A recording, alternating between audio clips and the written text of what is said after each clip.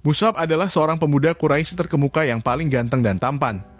Para ahli sejarah melukiskannya dengan ungkapan seorang warga Mekah yang mempunyai nama paling harum. Pemuda ini sangat beruntung karena berada dalam keluarga yang serba cukup, mewah serta kekayaan yang berlimpah. Ia menjadi buah bibir gadis-gadis di Mekah. Suatu hari anak muda ini mendengar berita mengenai Muhammad Al-Amin. Maka ia pun menghadiri majelis-majelis ceramah yang disampaikan oleh utusan Tuhan pencipta alam. Sampailah berita bahwa Rasulullah sering berkumpul di sebuah tempat yang jauh dari penglihatan orang, yaitu di rumah Arqam bin Abil Arqam di Bukit Sofa. Disitulah ia mendengar lantunan ayat-ayat suci Al-Quran, sehingga menjadilah dia seorang yang beriman dan berislam. Pada waktu Mus'ab memeluk Islam tidak ada yang dikhawatirkannya selain ibunya, dia pun menyembunyikan keislamannya. Demikianlah, Mus'ab selalu bolak-balik ke rumah Arqam untuk mendengar ceramah-ceramah Rasulullah.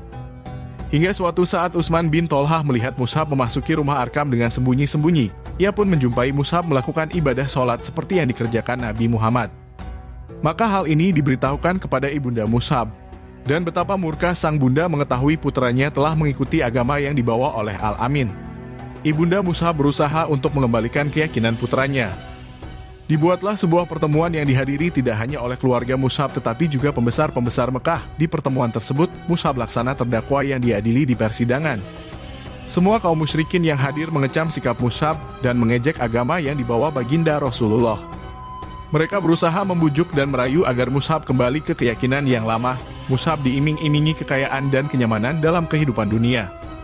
Dia ditawari kehidupan yang mudah dan serba cukup bila dia mau berpindah haluan.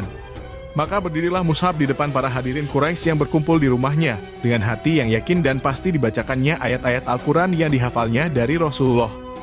Akan tetapi mereka tetap tidak tergerak hatinya menerima nasihat dari Sang Pencipta.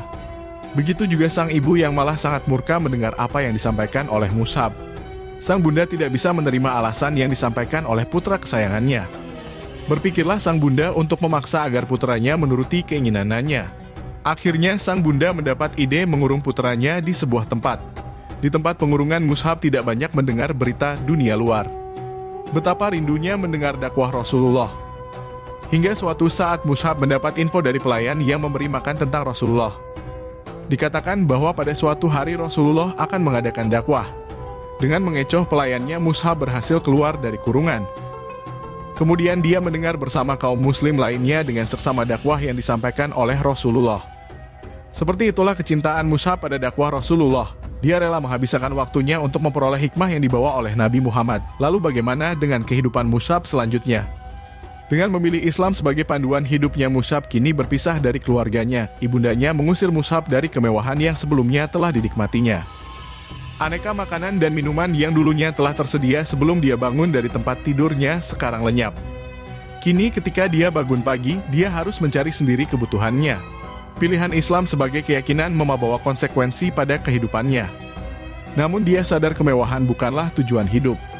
Baginya Islam lebih mulia dibanding kemewahan dunia. Mus'ab mengubah kehidupannya dari yang sebelumnya penuh dengan gemerlap kemewahan, penampilannya menjadi lebih bersahaja. Bajunya yang dulu beraneka warna-warni penuh keharuman kini di badannya hanya jubah tambal sulam. Penampilannya setelah memeluk Islam menjadi topik hangat di kalangan kaum muslimin. Hingga pada suatu ketika berkumpullah kaum muslimin di majelis Rasulullah. Mus'ab pun hadir di tempat itu. Saat memandang Mus'ab, para kaum muslimin tampak sayu. Bagi mereka yang mengetahui Mus'ab sebelumnya masih terbayang penampilan mewahnya. Sekarang di hadapan mereka, pemilik kemewahan itu penampilannya layaknya pengemis. Para hadirin menunduk sambil menggelengkan kepala. Ada juga yang memejamkan matanya tanda kesedihan. Sebagian lagi menampakkan raut wajah sedih. Namun bagi Mus'ab, kesedihan kaum muslimin semakin meneguhkan keyakinannya pada Islam.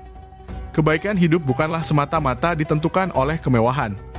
Kemuliaan seseorang ditentukan oleh keimanannya kepada Sang Pencipta. Hingga pada suatu ketika terjadi peperangan antara kaum muslimin dan kaum kafir Quraisy. Setelah pertempuran usai, tampak terbujur sosok yang hampir tidak dikenal karena luka-luka di sekujur tubuhnya. Pakaiannya yang penuh tambal menjadi mudah dikenal. Dialah Mus'ab yang meninggal dengan penuh kepahlawanan dan kesederhanaan. Ketika meninggal, jubah yang dikenakannya tidak mampu menutup seluruh badannya. Bila wajahnya ditutup, maka kakinya kelihatan. Bila kakinya ditutup, wajahnya kelihatan.